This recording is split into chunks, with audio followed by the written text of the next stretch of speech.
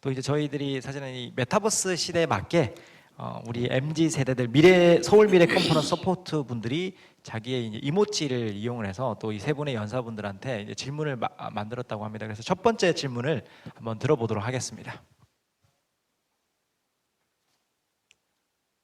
저는 이번 서포터즈 크루 아자세 팀원 정둘이라고 합니다. 아자세 열정 넘치는 외침처럼 당당하면서 동시에 차분함을 갖춘 생머리 캐릭터입니다. 저는 엔비디아의 유흥준 대표님께 질문을 드리고 싶습니다. 엔비디아는 게임용 GPU를 판매하는 세계 최대의 반도체 기업으로 알고 있었는데 이제 사업 영역을 AI와 메타버스로까지 가상세계까지 확대했다는 소식을 들었습니다. 굉장히 놀랍습니다. 보통 1등 기업이라면 기존의 사업 영역에 계속 머물러 있을 것 같은데 어째서 엔비디아는 이런 새로운 산업 영역으로 진출하셨나요? 리스크에도 불구하고 뭔가 새로운 미래 가능성을 찾으신 걸까요? 궁금합니다. 예, 또 이 아바타로 되기도 물어보니까 되게 신선한 것 같습니다. 그래서 뭐 질문은 어쨌든 엔비디아가 오늘 대표님께서 워낙 뭐 설명을 잘 해주셨지만 근데 자기 영역을 좀 벗어나서 이 메타버스 세계에 진출한 뭐 목표 같은 것들을 여쭤보신 것 같습니다. 편하게 또 대표님 말씀해 주시면 좋을 것 같습니다. 네, 좋은 질문이고요. 아바타 참 귀엽네요. 저희 엔비디아 지금 나이가 29살입니다.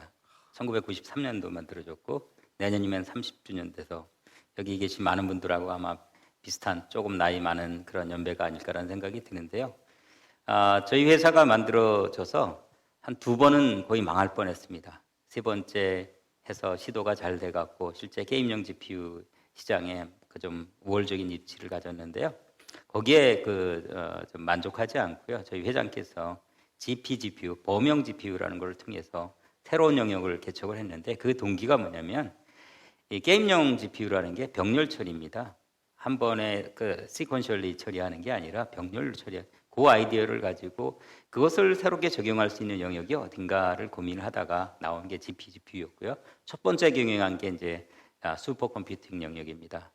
그래서 저희가 쿠다라는 병렬 처리 알고리즘을 원래 스탠퍼드 대학에서 원래 많이 개발하셨는데 거기에 많은 연구진들, 교수님들 저희 회사로 스카우트해서 그것이 지금은 실제 그 AI에 어떻게 보면 처리하는 디팩토 스탠다드로 좀 처리가 됐거든요. 그래서 지금은 슈퍼컴의 탑 500에 80% 이상은 저희 GPU로 좀 쓰이고 있고 그 다음에 변신한 게 좀 AI거든요. AI도 똑같습니다. 시퀀셜하게 처리하는 게 아니라 병렬로 처리하는 거라서 실제 그것을 통해서 새로운 사업에 대한 동기와 또 산업에 임팩트를 크게 끼치게 됐고요.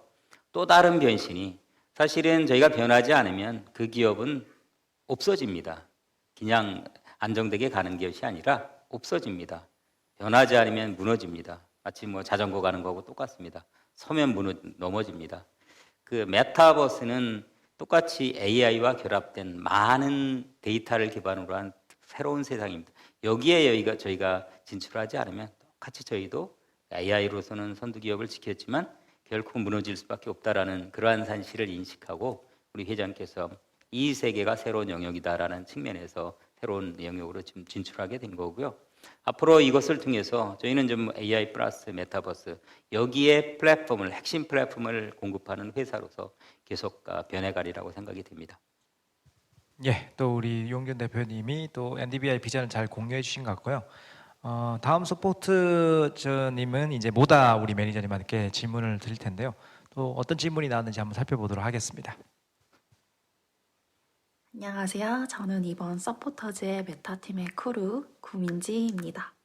저는 올해 2022년에 팬톤 컬러인 베리페리의 색감의 메이크업을 한 이모지로 저를 표현해봤습니다. 오늘 전해주신 강연 진심으로 잘 들었습니다. 여기 서울 미래 컨퍼런스에서 메타버스 크리에이터라는 직업을 처음 들었는데요. 아직은 생소하지만 정말 재미있는 분야 같습니다. 제 또래의 대학 친구들도 관심이 많을 것 같아요. 다이아몬드 버튼을 받은 유튜버처럼 세계적으로 성공한 메타버스 크리에이터가 되려면 지금부터 무엇을 준비해야 할까요? 그리고 어떤 자질이 필요한지 조언 부탁드립니다. 예, 또 우리 모다 매니저님 또 선배 크리에이터로서 또 후배 많이 크리에이터가 되고 싶어하는 분들한테 조언 좀 주시면 좋을 것 같습니다. 후배 크리에이터 메이크업이 굉장히 잘 어울리시네요. 그런 색깔이 예쁩니다. 메타버스는요, 아무래도 3차원 3D 기반의 그런 거잖아요. 그래서 아무래도 3D 기술적인 부분도 중요할 거라고 다들 생각을 하실 거예요. 근데 제가 생각하기에는요, 기술도 기술이지만요, 가장 중요한 거는 아무래도 내가 활동할 그 장에 대한 시장 파악이 제일 중요한 것 같습니다.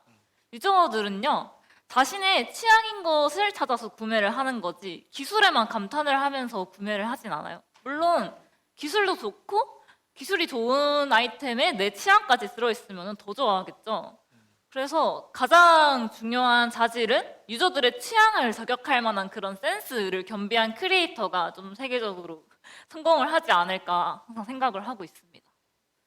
그리고 선배로서 크리에이터 꿈나무 분들께 드리고 싶은 말씀은 아무래도 처음부터 잘하는 사람이 어디 있습니까? 저도 처음에는 정말 많은 시련과 고난이 있었는데 이제 하다 보니까 네, 좀 점점 늘게 되는 것 같고 좀 수익이 안 난다고 해서 그게 과연 여러분의 노력이 부족한 걸까요? 저는 그렇게는 보지 않아요. 이 시장은 좀 빠르게 변화를 하고 있기 때문에 그 안에서 여러분이 들인 시간과 노력과 그런 것들에 대한 하나하나가 다 가치 있는 것으로 저는 생각을 하고 그리고 좀 결과가 안 좋다고 해서 자기 자신에 대해서 평가를 하거나 좌절을 하지 않았으면 좋겠어요. 좀 그 크리에이터 활동을 하는 그 과정 속에서 뭔가 유저들이 이런 좋은 콘텐츠들을 줘서 뭐 감사하다, 함께 즐길 수 있게 해줘서 고맙다라던가 그런 마음을 전할 때 받는 그런 즐거운 감정 같은 거, 그런 즐거움이 또 어떤 것들이 있는가 생각을 해보면서 활동을 이어나갔으면 좋겠고 좀 여러분들 같은 메타버스 크리에이터들의 활동을 서포트하는 저희 렌지드 스튜디오와 같은 곳들도 있으니까 좀 꿈을 가지게 되었다면은 좀 발돋움을 좀 힘차게 해보셨으면 좋겠습니다. 감사합니다. 예, 아마 크리에이터 되고 싶어하는 분들이 또 굉장히 또 선배 크리에이터로서 또 얘기를 해주셨으니까 되게 또 도움이 되는 말씀 해주신 것 같고요. 또 마지막 아마 서포트 질문이 될 것 같은데 우리 전우열 대표님한테 드리는 어떤 질문이 나왔는지 한번 살펴보도록 하겠습니다. 안녕하세요. 저는 서울 미래 컨퍼런스 유스크루 채채크루의 홍지은입니다. 제 캐릭터 채채는 뿌까머리를 하고 우스운 초록색 섀도우를 바른 채 죽은 깨를 당당히 보여주는 자유분방한 성격을 갖고 있어요. 전우열 벤타 VR 대표이사님께 질문 드리고 싶은 게 있습니다. 저는 보다시피 안경을 쓰고 있습니다. 그래서 VR 체험을 할 때 VR 기기를 쓰면 앞도 잘 안 보이고 어지러워서 정작 VR 콘텐츠 몰입이 잘 안 되는 것 같습니다. 오랜 시간 가상 공간에 머물러 있기도 굉장히 어렵습니다. 앞으로 VR 기기는 얼마나 발전할까요? 그리고 콘텐츠들은 얼마나 리얼하고 몰입감 있게 발전할 수 있을까요? 대표님의 전망이 궁금합니다.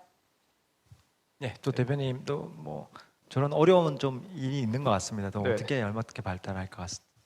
네, 저도 보시면은 이제 안경을 쓰고 있는데 일단은 VR 기기 같은 경우에는 많이 쓰시는 분들은 대부분 다 이제 안경을 쓰시는 분들 중에서 VR 기기를 VR 챗을 많이 하시는 분들은 대부분 VR 전용 안경이 나와 있긴 하거든요. 그래서 뭐 그런 안경을 구매를 한다거나 혹은 어지러울 수 있는 포인트가 뭐냐고 하면은 제 이 양안 간격이 저는 좀 넓은 편이거든요. 제가 한 72mm 정도 되더라고요. 재 보니까. 그래서 VR 기기 같은 경우에도 이 렌즈가 두 개다 보니까 이 렌즈의 양안 간격을 조절할 수가 있습니다. 그래서 자기 눈에 맞게 조절을 하시면은 좀 더 장시간 체험을 하실 수가 있을 것 같고 VR 기기 같은 경우에는 지금 가장 많이 팔린 게 이제 메타의 메타 퀘스트라는 제품인데 메타 퀘스트가 지금 나온 지 2년 됐는데 지금 한 2천만 대 정도 팔리고 있거든요. 이제 그 제품 말고 새로운 제품이 현재 이제 그 바이트 댄스 저희가 틱톡으로 알고 있는 바이트 댄스 피코라는 제품이 올해 지금 이번 달에 출시가 되었는데 그때 2년 전 제품보다 지금 제품이 한 40% 정도 부피가 줄어들었습니다.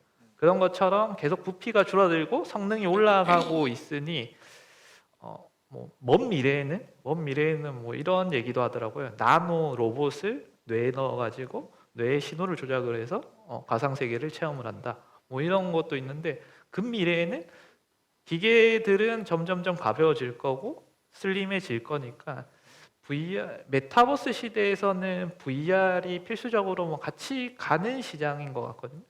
네, 그런 시장인 것 같고 그 다음에 이 리얼한 거 같은 경우에는 또 좋은 건 어떤 게 있냐고 하면은 현재 공간들을 스캔하는 기술이 상당히 좋습니다. 이런 공간들을 직접 스캔을 해서 이거를 3D 데이터로 만들어 가지고 공간을 만드는데 이것도 재밌는 것 중에 하나가 이런 회의실 메타버스를 만든다고 회의실을 회사 회의실이랑 똑같이 스캔을 해서 메타버스로 만들어서 그 안에서 회의를 했는데 어떤 반응이었겠습니까? 굳이 메타버스 안에서 이렇게 리얼한 회의실에서 회의를 해야 돼? 우리 회의실에서 회의를 해야 돼? 라는 반응들이 훨씬 더 많았다고 하더라고요. 그런 것처럼 이제 공간 자체도 좀 더 캐주얼한 공간이 어울리는 곳도 있고 저희가 이제 그 기획 서비스를 하고 있는 현장 학습 같은 경우에는 리얼하게 모델링이 돼야 되겠죠. 근데 이제 그 리얼하게 모델링이 되고 메타버스 안에 사람들이 들어오게 되면은 리소스가 상당히 많이 먹습니다. 그래서 이런 뭐 반도체에 대한 발전이 아직까지는 조금 더 일어나야 되지 않나 싶긴 합니다. 예, 또 전우열 대표님께서 또 아무래도 이제 VR 기기가 저도 많이 집에서 이제 오큘러스를 쓰는데 좀 불편해서 좀 오래 쓰기 힘들거든요. 그래서 어떻게 보면 그런 이유 때문에 지금 애플이라고 불리는 기업이 앞으로 이제 아마 다음 이 메타버스 기기가 나올 텐데 AR 기반으로 나올 가능성이 좀 있습니다. AR이라는 건 어떻게 보면 그냥 우리가 흔히 들고 다닐 수 있는 안경처럼 나오는 거죠. 그럼 그 안경을 쓰면 실제로 내가 눈앞에 지금 현장이 보이는데 그냥 그 어떤 그 안경 글라스에 그냥 뭔가 덧 입혀지는 이미지가 보이는 거죠. 그러면 좀 더 편하겠죠. 완전 지금 현실 세계랑 어떻게 보면 격리되는 게 아니니까요. 그래서 아마 끝내 이 메타버스라는 건 기술이 아니라 이 고객들이 얼마만큼 편하게 받아들일 수 있는 그 고객 경험을 전달해 주냐에 달려 있기 때문에 사실 뭐 AR이든 VR이든 뭐 그런 것들이 크게 중요한 것 같지는 않습니다. 이제 고객들을 좀 더 잘 받아들일 수 있도록 설득을 시키는 게 되게 중요한 것 같습니다. 한 10분 정도 시간이 남아 있는 것 같아서 또 우리 세 분 연사님한테 마지막으로 짧게 뭐 여러 가지 말씀을 좀 드려보고 마치도록 하겠습니다. 우리 유홍준 대표님 아까 저는 굉장히 그 인상적으로 영상을 봤었는데요. 뭐 보시면 뭐 여러 가지 분야에서 이제 엔디비아가 혁신을 만드시는 것 같아요. 뭐 의료 분야도 마찬가지고, 뭐 모빌리티 분야도 마찬가지고. 근데 이제 특히 엔디비아가 이 분야는 좀 우리 기술을 좀 투입해서 메타버스화 시켰을 때 가장 빠르게 좀 반응이 올 것 같다는 영역 혹시 있으시면 한번 소개시켜주면 좋을 것 같습니다. 네, 아까도 말씀드린 대로 저희는 이제 B2C보다는 B2B 실제 메타버스를 활용을 해서 저희 플랫폼을 활용해서 가시적인 성과를 낼 수 있는 그 영역에 좀 집중을 하고 있는데요. 가장 먼저 좀 나올 수 있는 영역이 저희가 이제 자동차 회사, 특별히 이건 뭐 유튜브에 나와 있으니까 BMW 같은 경우는 실제 차 자체가 프리미엄 차죠, 사실은. 그래서 수많은 로봇가 실제 그것을 제작하고 있어요. 그래서 거기에 저희가 디지털 트윈이라는 그런 컨셉을 옴니버스 기반으로 좀 해갖고 아주 성공적으로 지금 좀 움직이고 있고요. 이것이 성공 사례로 해서 유튜브에 나와 있습니다. 네, 그렇게 적용할 수 있겠고 또 한 가지는 한국에서는 지금 반도체 라인에 똑같이 디지털 트윈을 좀 적용하려고 하고 있습니다. 그건 좀 POC 단계에 좀 되어 있고요. 뭐 우리 이제 B2C 기반에서는 아까 우리 크리에이터도 많이 소개해주셨고 여기에 나오는 컨텐츠도 말씀해 주셨는데 그런 것들을 혼자 만들 수도 있지만 여러 사람이 또 동시에 만들 수도 있지 않겠습니까? 그 이전의 방식대로라면 많은 시간이 걸리는 것들이 저희가 한 3차원의 여러 사람이 콜래버레이션해서 각자 영역만 동시에 작업할 수 있는 그러한 좀 그것들이 뭐 미디어나 엔터테인먼트 쪽에 건축 쪽이나 아니면 캐드 쪽이나 다 지금 적용을 해갖고 실제 전체 그 생산성을 10시간 걸리던 것이 1시간이 되니까 하여간 엄청나게 많은 그러한 그 효과를 보이고 있다라고 보시면 될 것 같습니다. 예, 또 유홍준 대표님께서 어떻게 보면 이 엔디비아가 지금 집중해서 투자를 하는 영역에 대해서 좀 설명을 해주신 것 같습니다.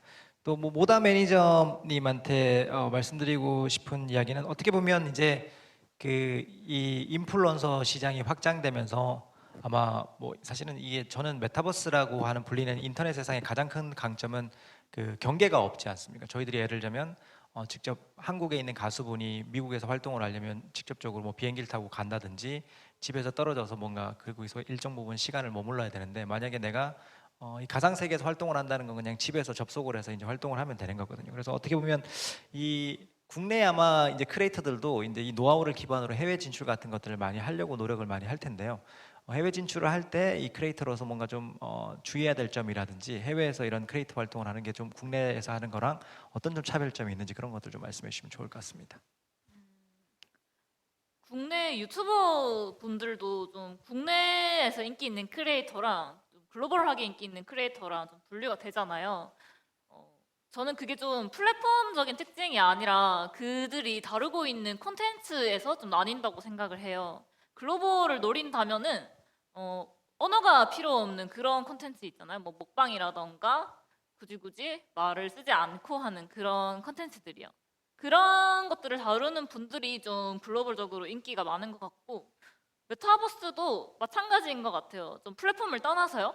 좀 글로벌을 노리고 싶다면은 콘텐츠적인 측면에서 다가간다면은 가능성이 있는 것 같습니다. 지금도 좀 댓글로 막 외국인들이 막 언니, 막 오빠 거리면서 인기를 누리고 있는 메타버스 크리에이터들 많거든요. 그런 거 보면은 콘텐츠 부분에서 노력을 한다면 좀 글로벌 시장 진출은 가능한 것 같고 좀 하지만 좀 플랫폼들이 자체적으로 글로벌화가 될 필요는 있다고 생각을 합니다.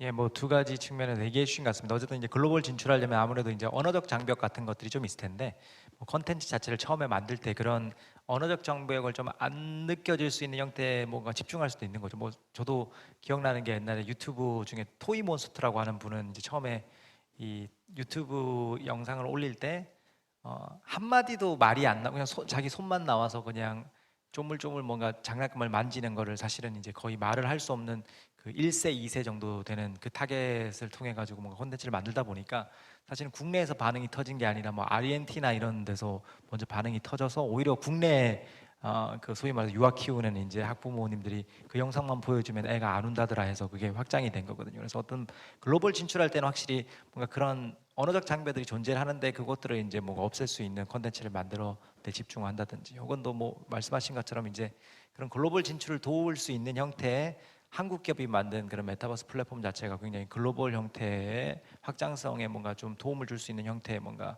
그런 것들이 뭔가 기술적이라든지 아니면 제도적으로 마련이 되면 좋겠다는 얘기를 하신 것 같습니다. 마지막으로 이제 전우월 대표님한테 좀 말씀드리고 싶어. 아까 물론 이제 그 VR 기기상에서 저는 그 팬덤을 이용한 그런 콘서트를 하는 게 굉장히 저는 좋다고 생각을 한 게 이게 아무래도 저 같은 사람들은 이제 이 VR이라는 기기를 쓰고 아무래도 그게 굉장히 좀 무겁고 좀 현실 세계랑 좀 차단되는 건 굉장히 좋지만 좀 힘들거든요. 그럼 어떻게 보면 내가 BTS를 굉장히 좋아한다면 콘서트 정도면 1시간 반도 참을 수 있다고 생각을 하거든요. 근데 이제 이런 VR의 단점을 극복시킬 수 있는 컨텐츠적인 측면에서 어떤 영역을 좀 눈여보고 계시는지 특히 이제 뭐 이런 콘서트만 하실 건 아니고 분명히 다른 영역도 막 도전을 많이 하실 텐데 어떤 영역이 좀 VR 영역에서 많이 확장성이 빠르게 발생을 할 수 있다고 생각하시는지 한번 나눠주시면 좋을 것 같습니다. 네네. 저희가 이제 크게 회사에서 하고 있는 사업들을 살펴보게 되면은 VR로 교육 사업을 하고 있는데요. 산업안전 교육 사업을 하고 있는데 어떤 거냐고 하면은 이제 산업에서 재해들이 많이 일어나는데 그 재해를 예를 든다고 하면은 오늘 작업해야 되는 게 약간 고소 작업이라고 하면은 이제 추락에 관련된 고소에 관련된 사고들을 VR로 리얼하게 체험을 하신 다음에 거기에 관련된 교육을 받고 그 작업들을 나가게 되면은 훨씬 더 메시지 전달이라든지 경각심들을 잘 일으켜서 사고율이 좀 더 떨어지는 효과들이 있습니다. 그래서 저희는 그 안전교육 쪽 VR 시장을 좀 크게 보고 있고요. 조금 이제 미래를 봤을 때는 이제 제가 발표드린 VR 콘서트들이 세계에서도 다양한 콘서트들이 열리고 있고 그거를 보지 못하는 집에서 볼 수 있게 현장감 있게 할 수 있는 콘서트가 두 번째로 좀 크게 열릴 것 같고 전반적인 시장 같은 경우에는 말씀드린 대로 이제 이 소셜 VR 쪽이 가장 큰 시장이 될 것 같습니다. 메타버스 소셜 VR 쪽이 가장 큰 시장으로 자리매김하지 않을까 생각이 됩니다. 예, 또 전 대표님에게 굉장히 동감했던 게 사실 이 안전 교육을 안 하는 곳은 저는 없다고 생각을 하거든요. 특히 법률 쪽으로 요즘은 굉장히 CEO가 구속될 수도 있기 때문에. 근데 아무리 이제 안전 교육을 강조하더라도 매일 반복적으로 받다 보면 경각심이 좀 떨어질 수가 있는데 사실은 VR 같은 걸 쓰고 진짜 한 20층 높이에서 떨어지는 거를 가상적으로 경험을 하다 보면 이게 얼마만큼 되게 나한테 중요한 일인지 더 받아들일 여지가 되게 높다고 생각합니다. 그래서 어떻게 보면 그런 형태의 뭔가 좀 더 이제 그 받아들인 쪽에서 수용을 더 할 수 있는 컨텐츠 중심으로 이제 AR이 발달될 거라고 저도 굉장히 동의하고요.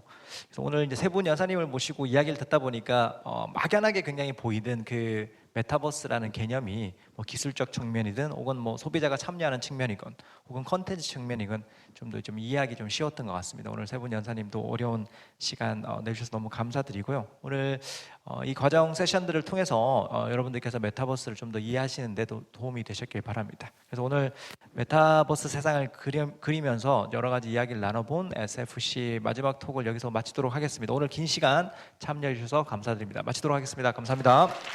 네, 고맙습니다. 여러분 다시 한번 큰 박수 부탁드립니다. 네, 고맙습니다. 이제는 현실에서의 나만큼이나 이 메타버스에서의 나 역시 잘 관리해야 하지 않을까 하는 생각도 듭니다. 이 새로운 네트워크 또 새로운 사회가 이렇게 만들어지고 있는데요. 이 상상한 대로 이루어지는 곳이 바로 메타버스가 아닌가 하는 생각도 문득 드네요. 앞으로 더 많은 가능성들 만들어 가보길 진심으로 응원하도록 하겠습니다. 고맙습니다. 자, 이렇게 저희는 오늘 2022 서울 미래 컨퍼런스 오늘 하루를 꽉 채워서 함께 했는데요. 이제 모든 순서를 마무리할 시간입니다.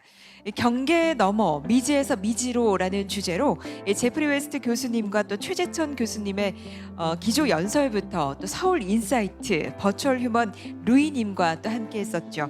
뿐만 아니라 바이오와 우주, 메타버스까지 최근 전 세계적으로 이슈가 되고 있는 주제들을 두고 열띤 발표와 또 토론 이어갔는데요.